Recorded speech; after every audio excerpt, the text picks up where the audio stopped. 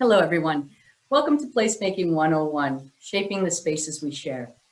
I am Maria Fergiueli, the Executive Director of the Community Design Center Rochester, and I'm very pleased to be your host and moderator today.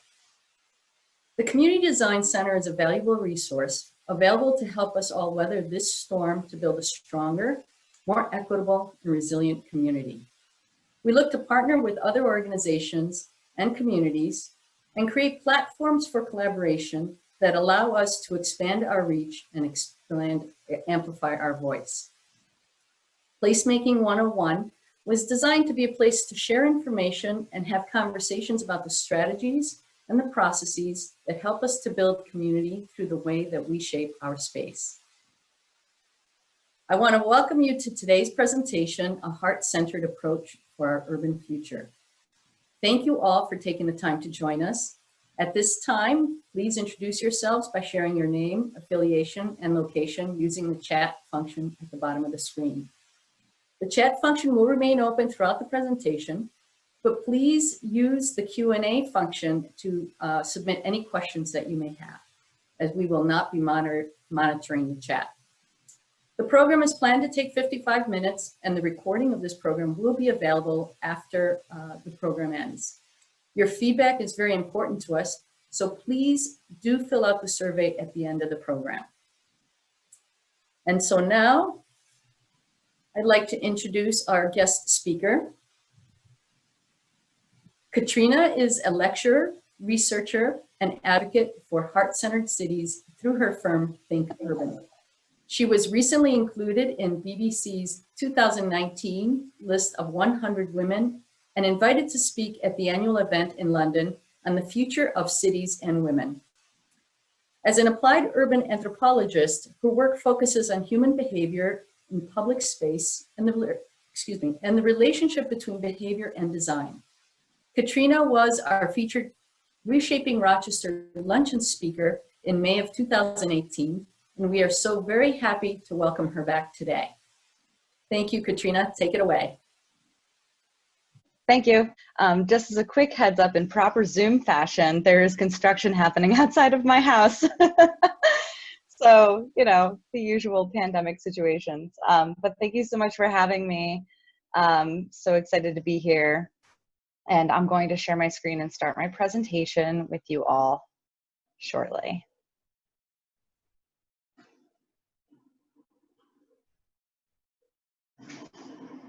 Okay, great. We're in good shape here, I believe. Okay. So thank you again for having me. I'm going to give you a lot of information today. I'm going to try my best to make it comprehensive, but also really engaging.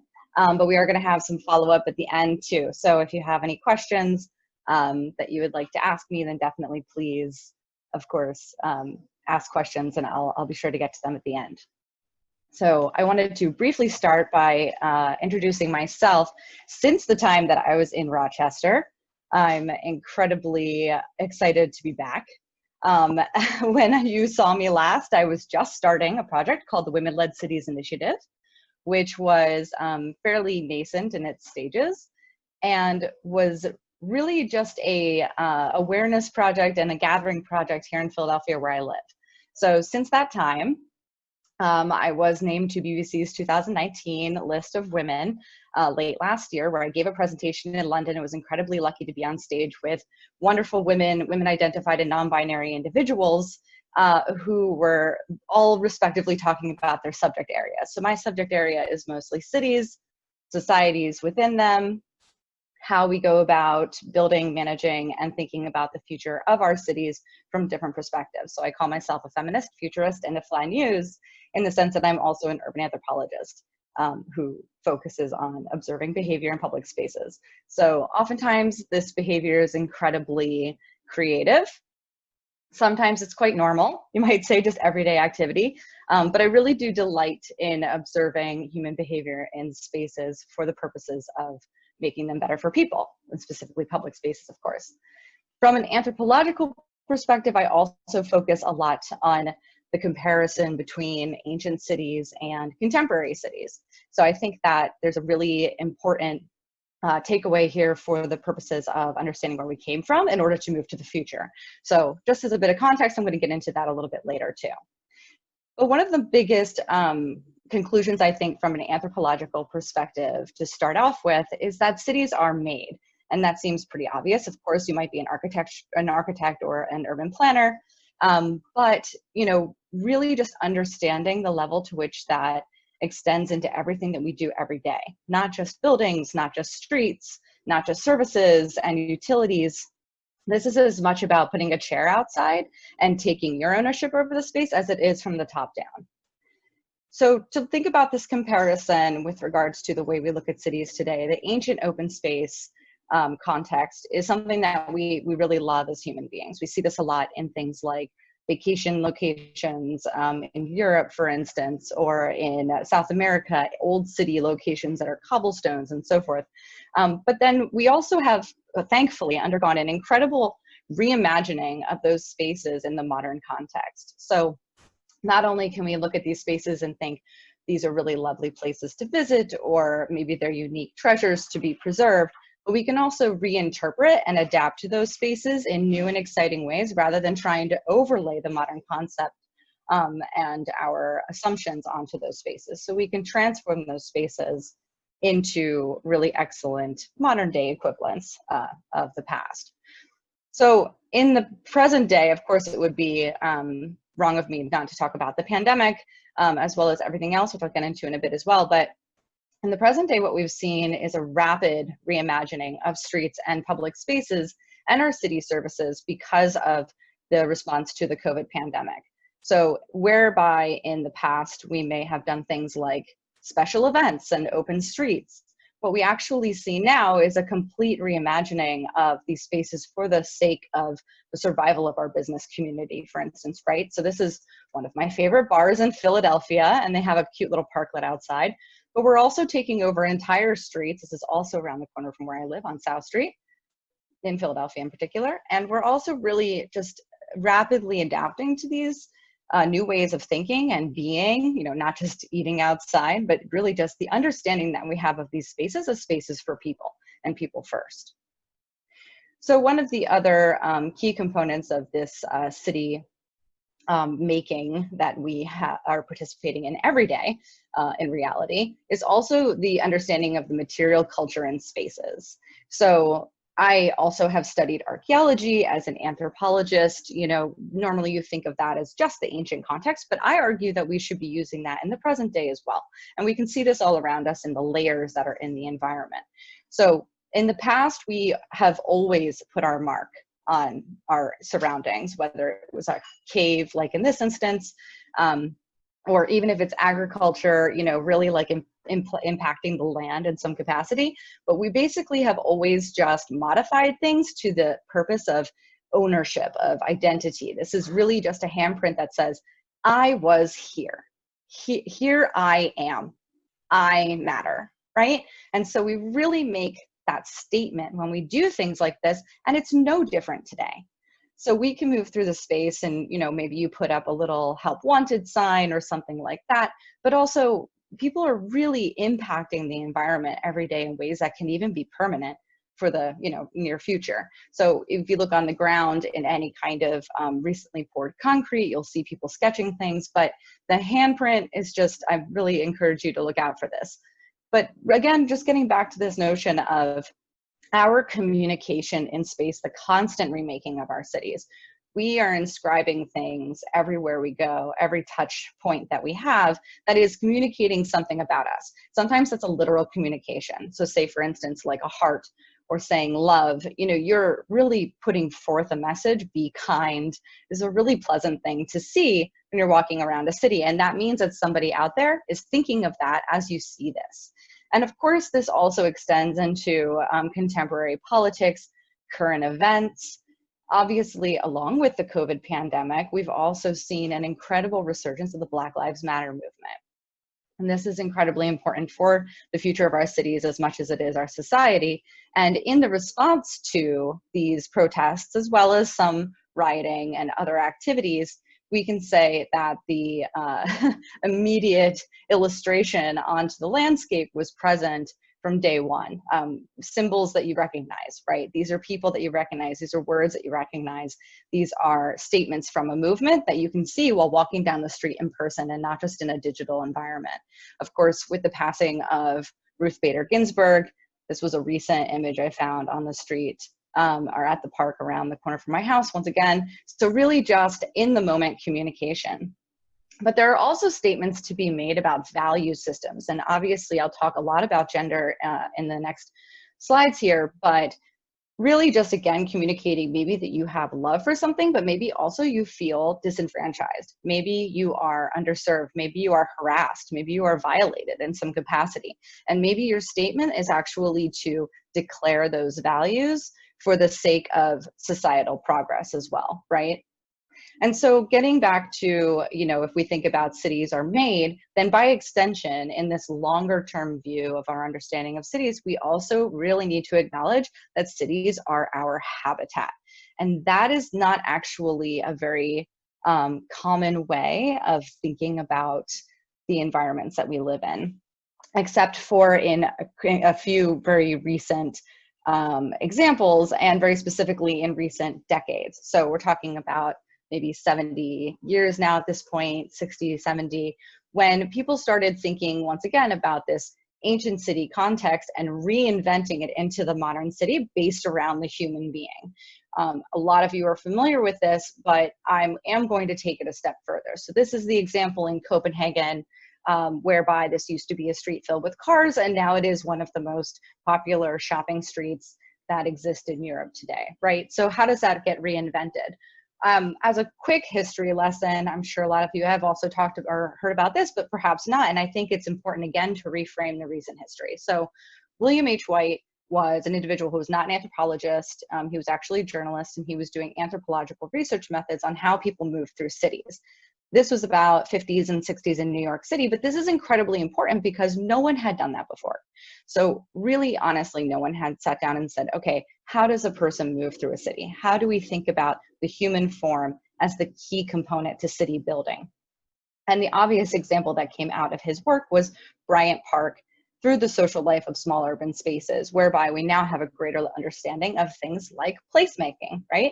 So we really understand how to program a place, how to provide places for people to be where they can just be or socialize or whatever have you, whatever it is that you need to do in that space.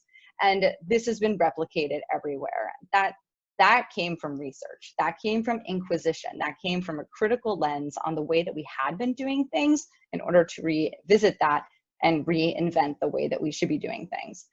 The other example, and this is my personal, very important personal example as well, is Jane Jacobs as well as Jane Goodall, and really thinking about, again, that kind of direct observation, but in a very experiential way.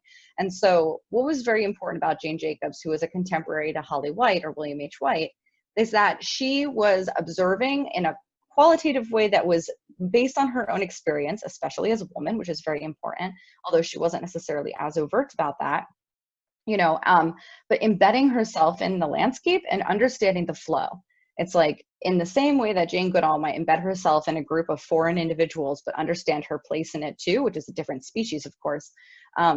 These are the kinds of observational elements that are absolutely crucial to assessing the environment. Most folks know that Jane Jacobs then went up against Robert Moses, and there are many stories now and even an opera about this sort of battle, as they call it. But really the key component here was the difference between Jane's methods and Robert Moses's methods. As a female and a male, that is also a dichotomy we talk about here, of course, but really it was also different in experiences and perspectives because of those identities. And so much in the same way that I say, I am an urban anthropologist, I'm a cultural anthropologist, you can think of that as user experience, research, and design. What we're really talking about here is a difference between quantitative versus qualitative. And that comes down to research, but that also comes down to the perspective of looking at a city in a different way. Robert Moses was concerned with monetary gain, influence, control structures, and he was also interested in flow, productivity, and quantitative linear capacity, right? Jane Jacobs was more interested in the minute details, the sidewalk ballet, as she called it, and the real qualitative experience of being something like a mother or a child in a city that is absolutely crucial to making a good environment, but might not necessarily be productive, right?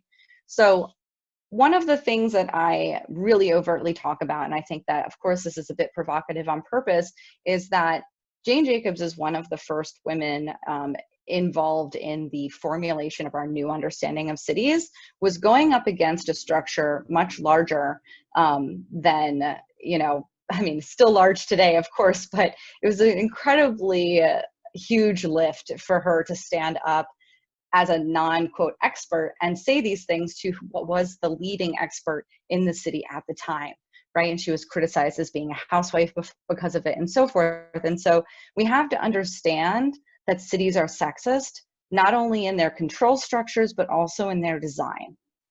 And so one of the ways that, you know, I like to sort of frame this is that we as women or women identified individuals are actually more than 50% of the population, but have never had full control over our built environment. We live in these spaces as well. Of course, in recent decades, we've had more involvement in these spaces than we had in the past, where it was more recently the norm for women to stay at home, for instance, and raise children and so forth. You know, but regardless, this goes through all of our history in urbanism, right? Basically all of our history. So that's at least 4,000 or 5,000 years of major urban development, all of which has been male dominated. And this also goes into a subject that I've written and researched about as a part of the Women-Led Cities Initiative project, which is really taking a critical look at the influencers. You know, Jane Jacobs is really the major female individual that people talk about, right? Up until this point, until very recently, once again, it's mostly been majority male influences on our cities. So whether that's somebody incredibly recognizable like Richard Florida and the rise of the creative class, which had a huge impact on the way that individuals think of cities, especially non-urban planning professionals. But this also goes into many other elements of urban improvement. So from happy cities to healthy cities, to, you know, revisiting cities as triumphant and understanding the economic impact that they have, or smart city design and so forth. We really have still been majority influenced by predominantly white males in the urban sphere. And so that comes down to books, that comes down to talks, that comes down to conferences, until, and even education, until again, recently, while it's been starting to shift. But most of the built environment has been made already, right? There are projects happening all the time, but the absolute basic elements of a city, whether structural or systemic, have all been put in place up until now in a way that is incredibly difficult to shift. I know it's hard to imagine, you know, a complete reimagining of a city, you know, if you were to start from scratch, like a Sim City kind of a scenario. But again, I think this is incredibly important just to know before moving forward. So if you look outside of your window, I don't care where you are, right? You could be in Rochester, that's where maybe most of you are. You could be anywhere in the world. If you look outside of your office window or your house, everything that you see is basically made by one perspective out of many, right? So one dominant understanding of what a city is supposed to be, which is leaving out a whole host of voices. And that in and of itself is absolutely terrifying if you really grapple with that. And from a women's, in my opinion anyway, of course, but as a woman, as a woman, you know, as Valentine says, it's like we walked into a man's bathroom. So if you imagine the world as if you're moving through, in a terrible, gross metaphor, I apologize, but as if you were moving through something that was made for another gender, that is exactly what we're actually doing at this time. And again, that extends into many other voices, which I'll get into as well. So how do we get to now? So I am going to take us back in time. Of course, this is, again, a very provocative sort of example of what might be a male-dominated design feature, the creepy alleyway. But I really do want to emphasize the not only the hope for the future and the way we need to move forward, but again, also thinking of the past as a way to reimagine cities moving forward. And this is incredibly interesting to me to lay out for you all today as well, because I don't think we think of cities in this way. We think of cities as economic generators, as cool places to be. We like to socialize. But in reality, the original urban environment was temple. Cities are temples. And I don't mean temples in one denominational context. What I'm really talking about here is the connection between mind, body, and spirit, whatever that means for you, right? Some people find spirit in nature, some people find it in communion, whatever it might be, that has been lost because of what we have done. So I'm going to take us back in time. This is one of the earliest cities. This was a slide in my image actually from the BBC presentation. And this was one of the earliest cities that people understand to be an actual city. And that it goes by a whole host of definitions. Some people also don't consider this a city because of its low volume of people. But by comparison, there were a lot of people for the time in one place and settled down, which essentially makes it a city. So this is Çatalhöyük in modern day Turkey. And it was a really interesting place to be. It was communal. You moved over the rooftops. There were no streets. There was no transportation to take, to necessitate streets and so forth. There was agriculture and some horticulture, but there was really just this very intriguing egalitarian life that these people had. And that goes for gender as well. It seems as though there was no gender disparity from, male to female or anything else in that respect. Everybody was buried with very similar grave goods, which meant that there didn't seem to be a hierarchy of, this is one person's more important, this person has more wealth, et cetera, et cetera. It doesn't seem to be the case that was happening here. Children were shared across familial groups. So it was still a very, egalitarian communal aspect to life with regards to, it takes a village to raise a child kind of an idea, which was the case for hunter-gatherer societies that entire time as well. So this was the transition from us being nomadic in a way and us being small and in familial groups to settling down, but keeping the same principles. And we also know that women were the first architects of this city and of other environments, much in the same way that in indigenous societies, women are the house builders, right? They're the potters, they're the weavers, they're the creators of culture. That was the case for Çatalhöyük. But if we go back further, what we really have to understand is the way that humans were evolving was through a feminine lens. And this is not necessarily something they teach you in school from the get-go. This is not like the welcome to humanity. We used to be very female focused. But we know this because through all of the hunter-gatherer timeline, which again, very long timeline as humans, that's like hundreds of thousands of years, probably about 250,000 years as modern Homo sapiens, we had evidence of essentially a kind of goddess worship. They call these fertility statues. They really are essentially thinking about Mother Earth personified, it seems, and these exist all over many areas of early human settlement, roughly around the European region, right? After we came out of Africa. And so over time, we actually see a consistency as we move from hunter-gatherers to the left to a little bit more of settled society to the right, whereby the small female figure that was like a votive statue then becomes seated, becomes more regal, maybe has animals, a little bit more complexity, and a little bit more apparent authority. So there was this continuation of this idea into settlement where we started making clay tools and clay objects and so forth. And what we've recently found is in the archaeological record, even earlier evidence of settlement than Çatalhöyük, which actually proves that this was a temple gathering process before settlement happened. So not to get into the weeds, but really just understanding fully that, quite frankly, we started gathering not because of economic activity, not because, we liked hanging out with people like we say about cities today.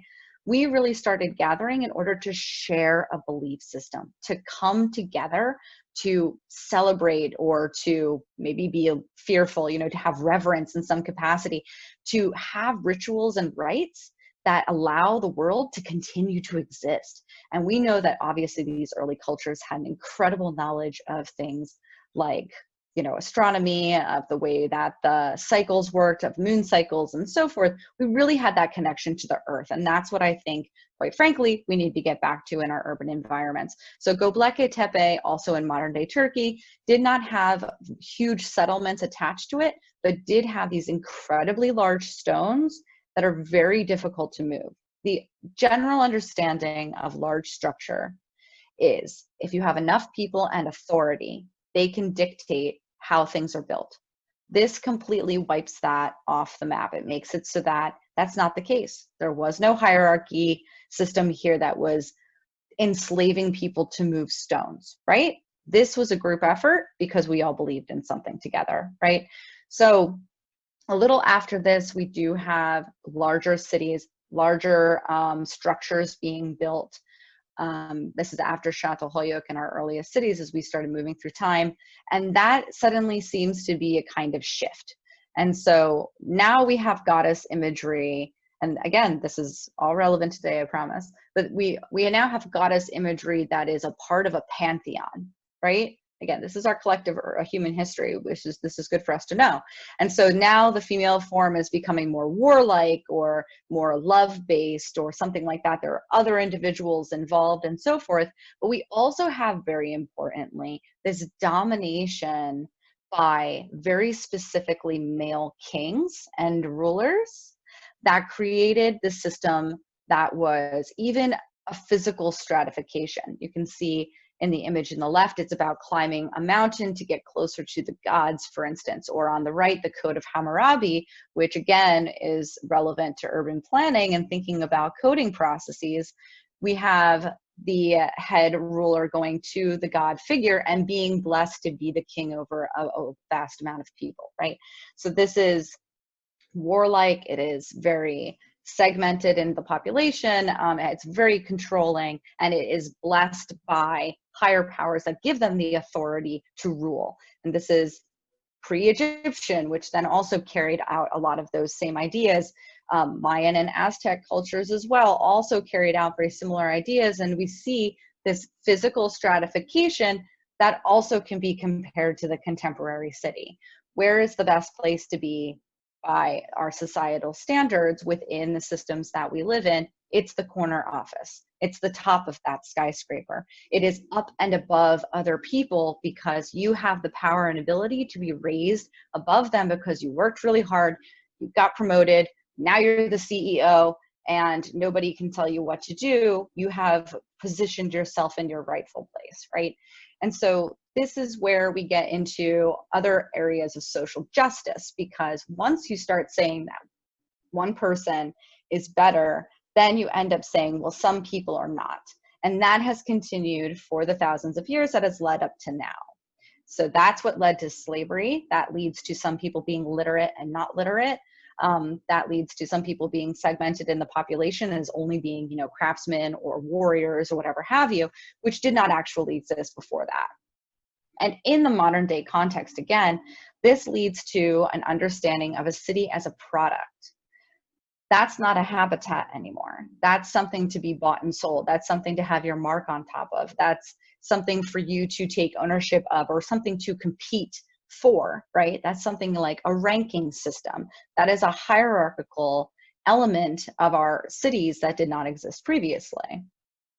So when it comes to, sorry, that was a bit doom and gloom, but when it comes to understanding how to move forward, once again, I think that when you think of it through the lens of gender, then what we can see is that a diversity of opinions, starting with that basic concept and then bringing in the other voices that have been otherwise left out, is what will actually lead to a diversification of ideas and a better output for everyone. And that goes for a whole host of individuals in this country. Obviously, that is many people of color, indigenous individuals, and also able-bodied, right? Also younger, also older, right? Like there are so many different kinds of people that can be controlling our cities. We've only just begun to really open that up since having that initial knowledge of how to make a better city for people about 60 years ago, right? We are very nascent in this step, but it is rapidly, I think, actually rapidly improving as we move into a crisis moment with the climate crisis in particular. So sorry, doom and gloom again, but very reality at the same time. So if you look for contemporary examples, my best favorite example at this moment comes from Barcelona, and Ada Colau, who is the first female mayor of that city. And so she had a very large role to play in Habitat Free, along with the Paris mayor, Anne Hidalgo. And the two of them were able to get this new idea of true ownership of the city ratified in the UN at the very least. That's all to say that their commentary on the subject is very overt. They understand where they're coming from. They understand where we're moving forward, and they understand the current situations. And so Ada Colau says we still live in sexist and patriarchal cities, and that's not an understatement. You know, that really actually is the current situation. And so, but now again, we have second-class citizens becoming the main characters. So we need examples like Etta, like other people, to come to the forefront so we can see what is possible and see the way that they are changing places. So I'm going to run through a couple quick examples of some of the inspirations that inspirational stories and individuals that I have as we think about a new way forward from a heart-centered approach, from a holistic approach of humans and as a habitat in cities. The first one is a really excellent advocacy group in Queens, and I consider this an example of co-creation. So these individuals advocated for their right to cross the street safely. They did specifically lean on children. They were mothers, so it was 111 mothers for 111th Street to get safer crossing, many of whom did not speak English as their first language or possibly as at all. And they got the city to take notice and rapidly change the environment to have safe cycle paths as well as crosswalks that got their neighborhood connected to the neighborhood park. There's also a very key element of collaboration. And I really love this example from Toronto, which is an immigrant community around a park that really did not have a very good environment at all. The park was very derelict. It was not taken care of. There was no placemaking programming or anything at all. So the neighborhood themselves decided to set up a market, and they wanted to sell their own craft goods. You know, they had lots of things that they needed. There were very, specialty items that their community needed that were cultural, and also food and products. So they basically decided to set this up without approval. They also put in a tandoor oven, and the city, instead of coming in and shutting it down or fining them or whatever have you, decided to work with the community to make this a regular event, to give them some resources. They set up a friends group, and the tandoor oven is actually permanent and is the first permanent outdoor tandoor oven in North America. Also communal, and this is so key because what are our spaces if they are not for coming together? What is a city if it is not actually communal? This example from Barcelona is where Ada Colau, with her super block program, decided to stop traffic from being on certain streets within neighborhoods, completely remove it or make it very selective for residents only or individuals with different abilities that need transportation in that way. And she set up parks, more seating, playgrounds, places for people to come together, and now you can walk or bike or wheel through the space with ease. It's healthier, it's happier, the program is going to go mainstream, it's going to also impact climate change implications in their neighborhood in particular, or in these neighborhoods in particular, and it's moving forward. But also, of course, compassionate, and I think we have lost, especially again, thinking of this heart-centered approach, thinking about the spiritual side of anything that we're doing, whatever that means for you. We need to be looking at people with compassion. Many individuals say that this is an empathy-based design approach. Empathy is not actually the best way to go about that. A lot of experts are now switching to the conversation around compassion, because what it means is that you can think of other people and sort of put yourself in their shoes, but in a responsible way that allows you to really plan for them and with them, and not necessarily just become overwhelmed by emotional connection in that way. So compassion for all things, compassion for all people is also a very Buddhist principle in that way. And really just putting in your head the notion of, you know, every person matters in that capacity. That is a radical shift in thinking, as we have constantly had a competitive atmosphere in our cities and societies. And the last one, of course, I do want to say is car free, and that goes along with the Barcelona example too. But there's one thing about bicycles, for instance, and other aspects of automobiles that is incredibly sexist and racist. Cars have been a tool of oppression. Highways have been a tool of oppression, especially in redlining, also in car culture, keeping people in a cycle of poverty. Also in suburban environments in terms of its impact on climate change and other, you know, wasted resources and so forth. This has to be one of our highest priorities moving forward in the way that we think about everything from social to, you know, the science that we need to be using moving forward. And so again, as another individual, I'm encouraged by Janet Sadiq Khan, who did incredible work in New York City, who very clearly said that the number of women in planning and designing and architecture and so forth are the ones that are rewriting the rule book, and they are breaking the car-obsessed traffic dogma that's kept streets unchanged for half a century. And because streets are the majority of our public spaces, they absolutely have to be a focus on the environment, because it's something that we can change quite rapidly, as we've seen with the pandemic, right? So we can start by giving individuals agency. We can look to other women and women identified and non-binary individuals that have been left out of the conversation for inspiration. We can give people power that where they otherwise haven't had it, because we know that when we actually have women in positions of power, like in Iceland, we have the ability and we actually have the scientific rationale for the betterment of the lives of other people in society who have been left out. Even if it's just in terms of gender, this absolutely impacts women and girls for the better. But we also have to be ensuring that we all understand this information as women, as men, etc. We need to know that we are all working towards a shared collective idea, because we can't just say, oh, boys will be boys or something like that. Old paradigms, right? We need to be moving forward with a new urban paradigm that includes everyone and doesn't have some sort of competitive atmosphere that leaves people out, because that doesn't help men either, right? This will help all of us if we move together in this way. So I'm going to, I think perhaps as I did last time, I gave a talk. I still love sort of ending with this quote from Jane Jacobs, but also the, my actual favorite quote. But when Jane Jacobs was saying cities have the capability of providing something for everybody only because and only when they're created by everybody, what she was saying between the lines there again is everybody, but up until now it's been men, right? And so that's sort of the breaking apart of that idea. But one of her favorite, or one of my favorite quotes from her actually says, you know, getting to that heart-centered approach, if you despair in humankind, you are not going to have good policies for nurturing human beings. We need to be approaching this subject with a kind of radical love that is obviously very concerned with, you know, standing up for ourselves and our future in that way, but female-focused, equitable, and sustainable solutions that we need for our collective future, because our cities are a proxy for our society. Our cities are humans in a nutshell. We are majority urban. We need to be moving forward in that way.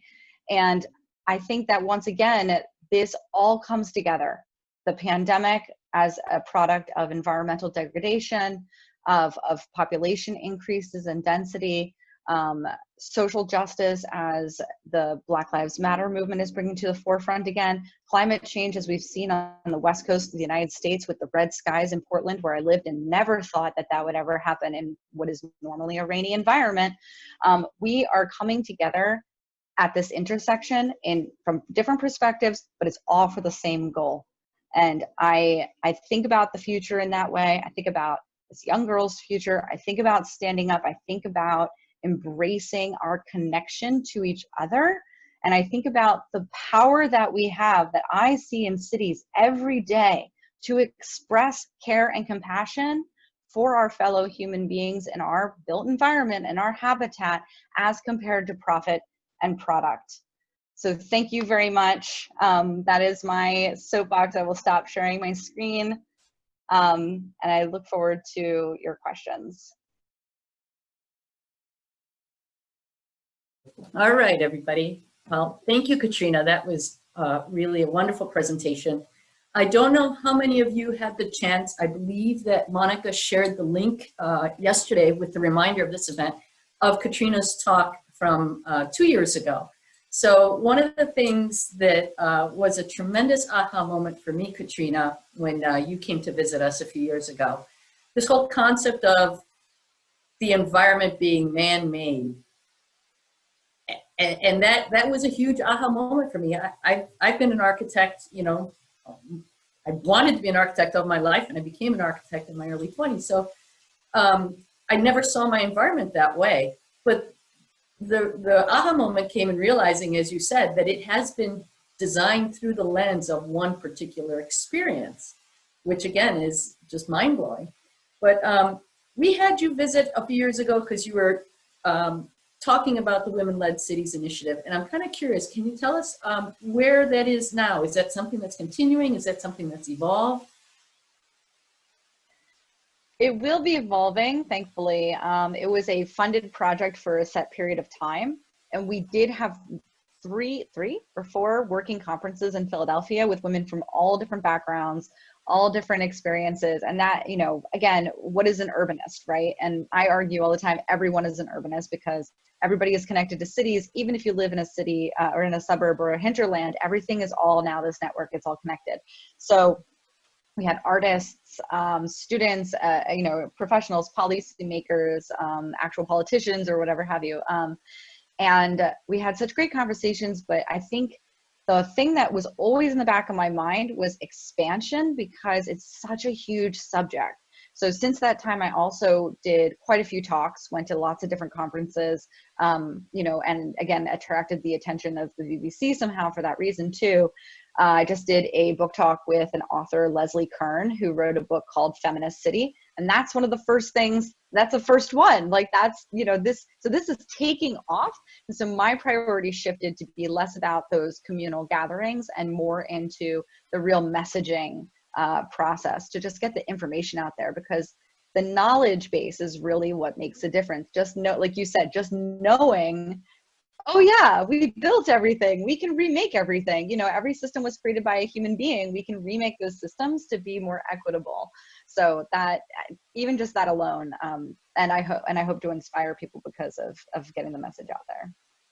Yeah, that's true. And I do think, again, there is that sense that because it's built, because it's there, that we don't have an understanding how it got there, but we also don't really believe that it can be changed. So I think that's probably one of the most inspiring things about your talk, is to see things around us and understand that it came from somewhere, and we can modify that according to how we need it to change or how we need things to be different for our lives now. So I think that's an incredible message.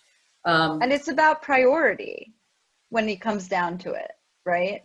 Like we change things based on what we prioritize, and every single thing that we do, everything is a choice. Every day, we're making so many choices.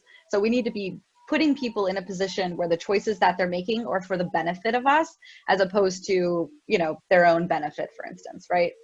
Right. And again, that's another very important point, in that we've seen this evolution. This is all kind of tied together to the pandemic and to social justice issues, but we've seen this evolution. As you showed, cities first were formed as a way to build community. And then as our culture became enamored with the car, we let the car take over. And first we built roads to connect places together, and then we built roads through places so that we could get quickly around. And this has become this kind of culture of, we cannot impede on the car. The car really has come to be what dictates the design of our cities. And over the course of time, we're seeing this history of it kind of degrading the value of urban, you know, dense urban environments, just by the sheer physical aspect of it, right? So we still have a hard time trying to take back those streets. So what I love about one of the good things that's come out of this pandemic is the idea that all of a sudden we have taken this opportunity to take back those streets and understand how important it is that those streets should be a shared public amenity, and that we've chosen to use that amenity, that space, in a different way. So you shared some examples. Do you know of any other really great examples of places where those streets are being taken back, perhaps permanently? I know that we've heard some things about Barcelona, some cities in Europe, New York City, allocating space and planning to make it permanent. Any other examples that you know of? Yeah, and also I should have probably predicated too, the pandemic is an opportunity. I know that people are tired of hearing that it is a benefit in some way to human beings. Obviously, this caused a lot of harm, a lot of tragedy. It's literally cost lives. So it's not to say that this is a really wonderful situation, but what I think the pandemic has done is showcase how quickly we can make those decisions based on the betterment of the whole. So when you put a public health official in charge, like when you put not the mayor, but the public health director at the podium to talk to people, what would that look like if we did that for everything, right? Like, what would that look like if we did that for our streets, which are basically a pandemic of death every year in the United States and around the world, especially for children, and in my city in particular, especially children of BIPOC families. Like, they are actually the #1 individuals being killed by cars. And we don't think of that seriously because it's not, the urgency isn't there. So we could be doing parklets, we could be closing down streets for dining and socializing and exercise and safe commuting from the get-go. And yet here we are now, suddenly it's a necessity. Now it's the only way a restaurant can survive, for instance, which is an economic generator in the city. And then that's what allows us to suddenly write something overnight and make the changes necessary. But also, it's not just about top down. Like New York City, I think, is a great example, in part because they did just make all of these improvements permanent. I'm floored that it was just like a couple days ago. And it's not only because the pandemic is going to be with us for a while. I think everybody finally is realizing this is going to be another year at least of adjustment and halfway measures to cope and mask wearing and everything else, probably longer than that. But with regards to all of these interventions, restaurants are not just going to suddenly be able to have people come in them in the spring and then our life will go back to normal, right? Or normal.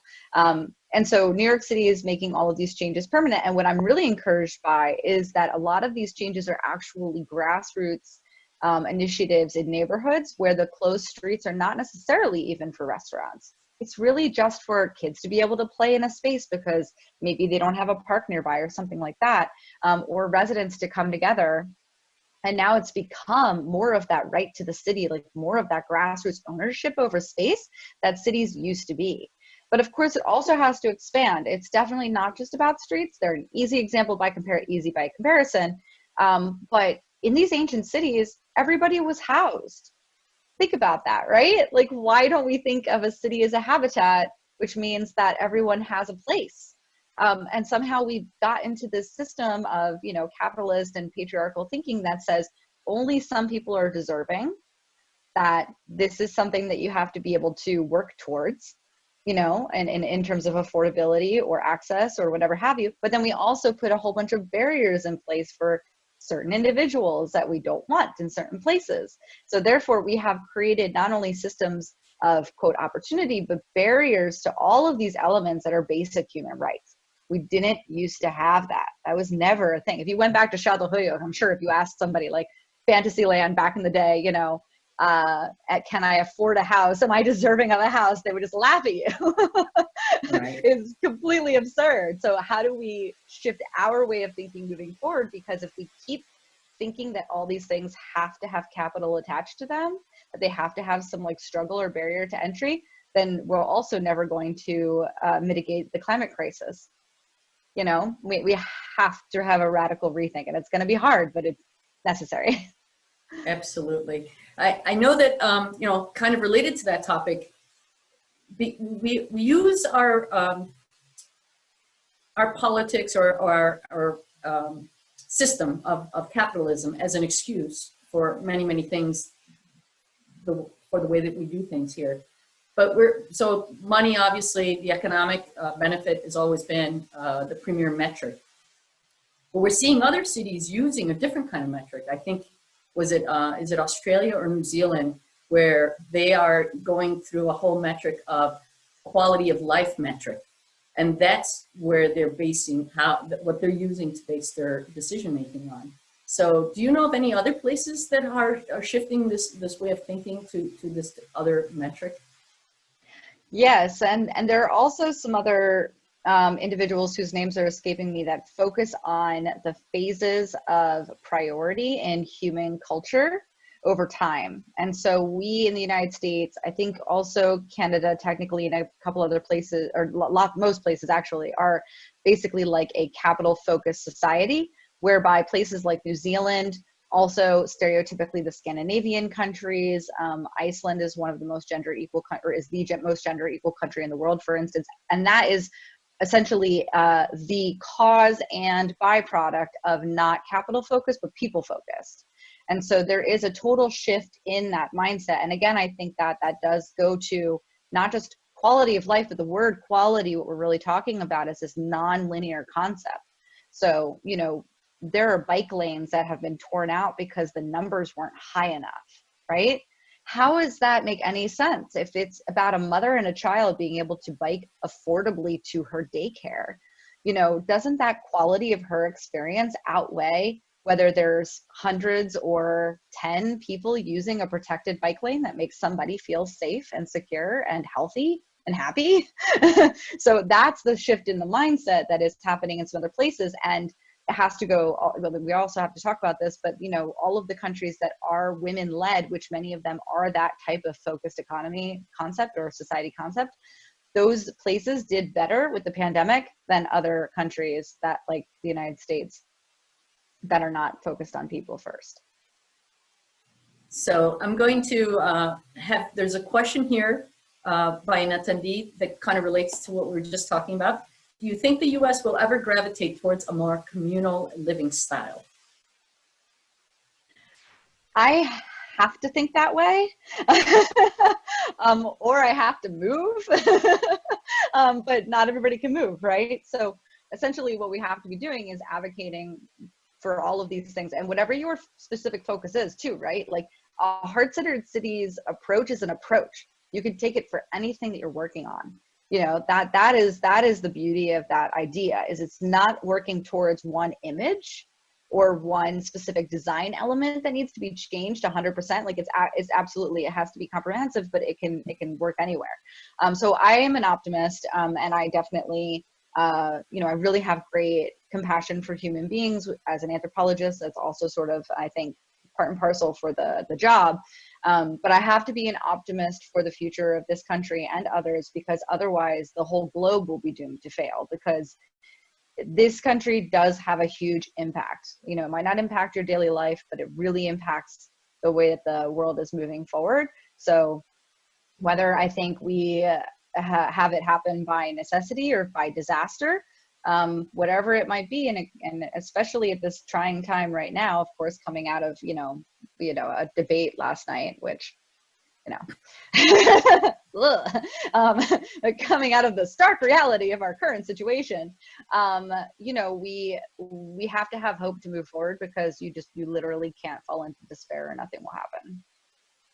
Yes, I think one of the things that we have come to try to have influence in the spheres where we can be influential. So a lot of us have turned to our community, to working within our spheres of expertise and geographic areas, influencing local policies as a way to start that process going, right? It just seems so huge to think that the whole country is going to shift, but all of us making these little shifts in our current environments can start to make a difference. So that's in ourselves, right? In ourselves, you know, and that's like the core of it, is like, look at your sphere, literally, not even just of influence, but your physical sphere.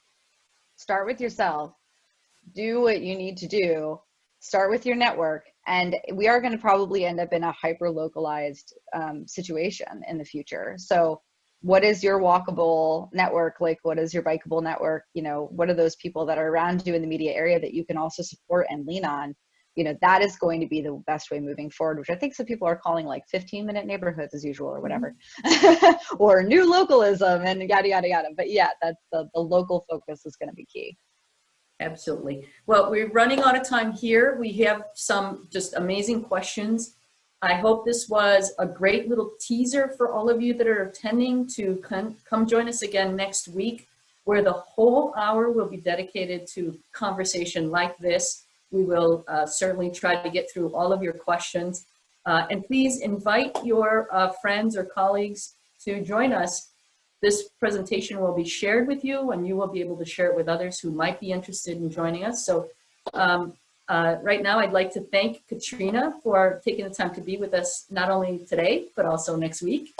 And really looking forward to continued conversation regarding this issue, as it is really keenly fundamental to everything that we are able to do in the future. So with that, I'd like to please note that you have to register for next week's event, but we would love to have you join us again. And following that, our next presentation is, we have our Reshaping Rochester lecture, which was rescheduled from the spring, which is now going to be on Wednesday, October 21st. Please save that date and join us for our lecture presentation with Carol Naughton, speaking about building community. She is the head of the Purpose-Built Community. And so please save that on your calendar and join us in a few weeks with that. Also, we need to thank all of our sponsors. I really can't thank them enough for their incredible generosity and support. Our programs would not be possible without them. And so please, if you see, if you have an opportunity to support any of these organizations and businesses, please do so. The generosity to the community and organizations like ours is absolutely critical. So thanks so much. And also, I'd like to have a shout out to our circle of giving friends. This is a group of people and small businesses who have made a ongoing commitment to support our organization at a higher level. If you do appreciate and value the work that we are doing, please consider joining our circle of friends. And lastly, again, please provide feedback to help us continue to improve our programming. You'll receive a survey at the end of this presentation. And with that, I just want to say thank you to everyone for taking the time to join us. And we look forward to having you join us again next week. Bye-bye, everybody. Thank you.